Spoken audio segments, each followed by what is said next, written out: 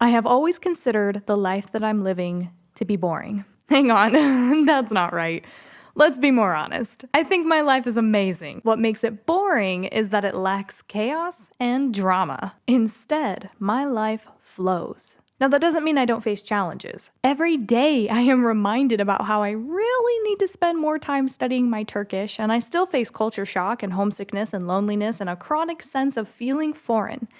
Which you might say, of course you feel foreign. You are foreign, but there's a difference to the feeling when you're trying so hard to root down and create home in a place that you have to work so hard to fit into. But my life does flow. I have stillness, peace, and joy. I have routines and projects and hobbies. I push myself in my business, trying to serve not only the online world, but truly my community.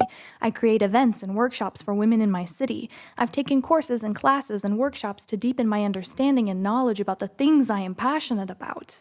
My life is flowing. Before I moved abroad indefinitely, I had established many tools for knowing myself and being present in my body. But I was shocked by how many external and internal challenges I faced as I tried to be myself in a world that looks nothing like the world that shaped me. I had to relearn, or maybe dive deeper into my own inner world and bring up those tools for calming my nervous system, for expressing and processing my thoughts and emotions, and for challenging my beliefs.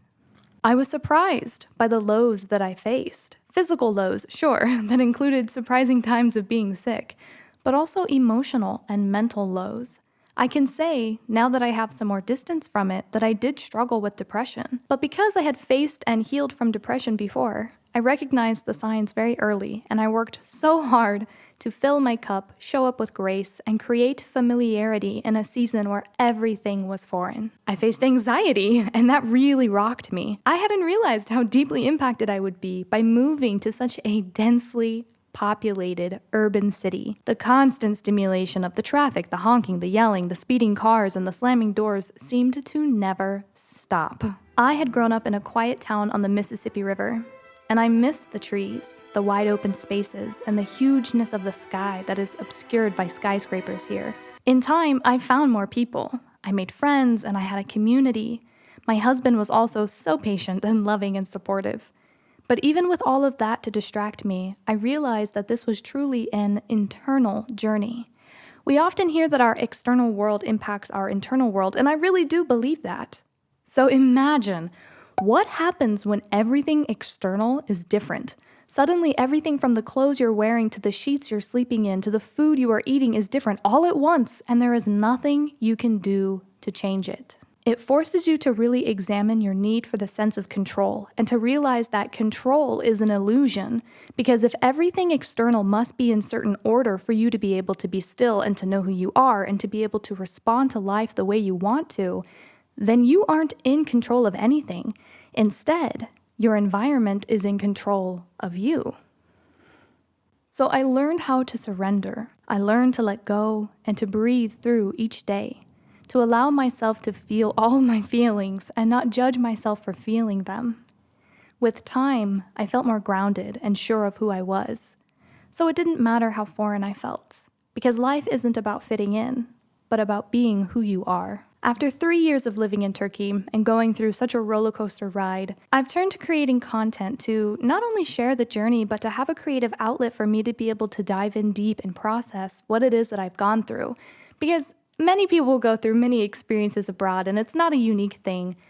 But I'm so profoundly interested in the way in which we engage with life and how, when we really stop to reflect and slow down, we're able to participate with life as it unfolds in front of us, instead of just kind of grip it by the hand and get dragged along.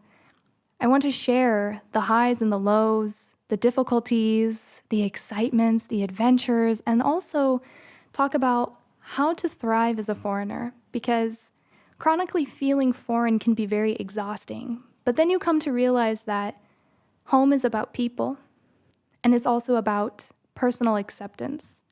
So the more that you can embrace who you are, who you're born to be, all the quirks and weird things that make you you, and find routines that support you wherever you are, you can turn any place into home.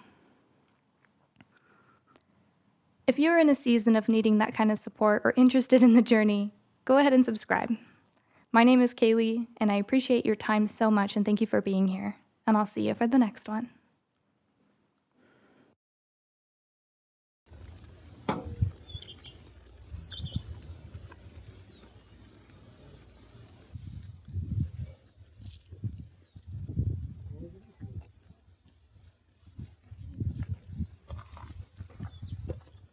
Gel burada gel.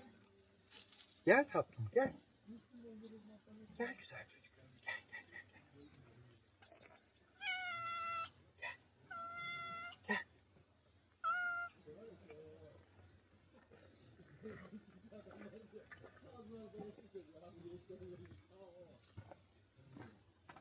Çok iyi. Yedi. Aferin sana.